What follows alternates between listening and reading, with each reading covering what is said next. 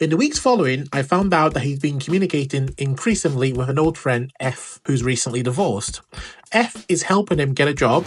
Hi guys, iStories here, welcome back to my channel. Today guys, I have a very short story for you titled, Husband asks for separation but demands I move across the country.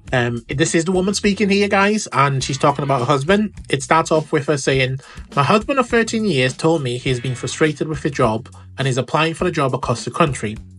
Out of nowhere, he suggested separation and went on a tirade of how terrible I am. We've had our ups and downs, but this has been extreme and unfounded. They've had around 500 texts per day, which is around 24,000 texts a month. Wow. Right, guys, listen. I done a calculation. What's 24,000 divided by 30, right? 24,000, which is the number of texts they've done over the calendar month, divided by 30 days. And I know some months has got 31. In fact, February has 29. But give or take is around 800 texts a day. I don't even know what to say for 800 texts a day. Like, what are they talking about? Makes no sense. Nonetheless, he continues, and that he expects to go to the job, and we're all moving. When she says all, this is two of our elementary age kids, his mum, and myself. Absolutely not, husband. This would not happen. She continues, I moved for his grad school as well as the great job he already has, but moving away for the kids' school and friends, as well as my work and my friends, it's not on the cards. And I completely agree with that.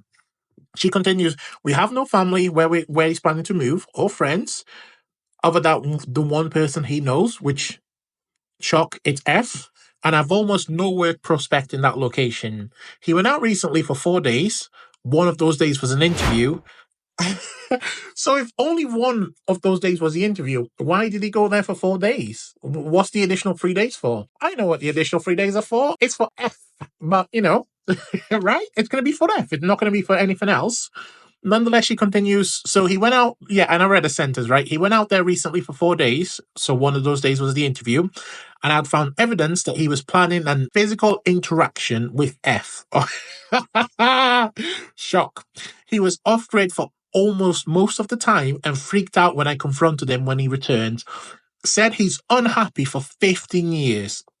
So what, husband, out of the sudden, now that you met F, you're unhappy? And then she finishes this off by saying, am I the a-hole for filing for divorce and pursuing physical custody of my kids to remain in state? His insistence that the kids needs their dad since his own father was out of the picture for a while, and that I need to be there for the sakes of the kids. And again, that's him saying it. Some comments, guys, just so you can understand that it's not just me that thinks she's not the a-hole, because in this situation, 100% not the a-hole. If anyone does think she's the a-hole, you need help. 100% need help. One user says, not the a-hole. He doesn't get to upend everyone's life because he's having an affair and doesn't want to be inconvenienced. That is 100% true. Another user says, not the a-hole.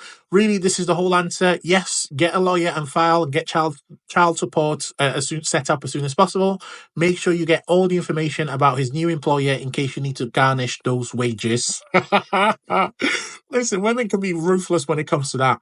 And one last comment, guys. It says, seriously, talk about wanting to have your cake and eat it too.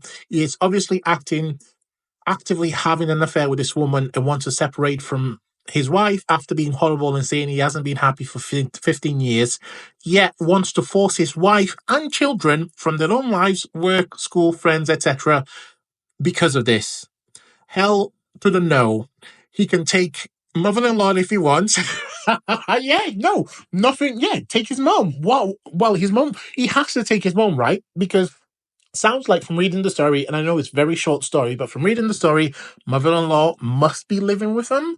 So he wants to obviously take mother-in-law, but mother-in-law can go. I mean, once you separate, mother-in-law's got nothing to do with you. But yeah, no reason for you to go. Anyway, this user continues, so he can take mother-in-law if he wants, but uprooting everyone for some lady where he intends on leaving his wife, where she won't have a support system or job. This dude is trash and crazy. No judge would ever side with him over forcing a move or custody. OP is definitely not the a-hole unless she agrees to this. And I mean, look, that's the end of the story, guys. Let us know your thoughts in the comments, and I'm out. Peace.